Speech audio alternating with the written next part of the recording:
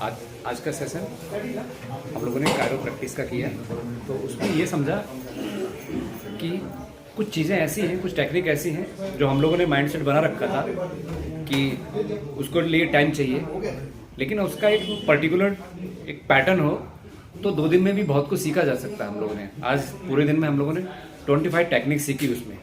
क्यों? क्योंकि उसकी प्रोसेस है, और उसको जब सीखा तो हम लोगों को वाकई में पता लगा कि हाँ भाई, हम लोग एक दिन में बहुत कुछ सीख सकते हैं इसमें। मैं बहुत थैंकफुल हूँ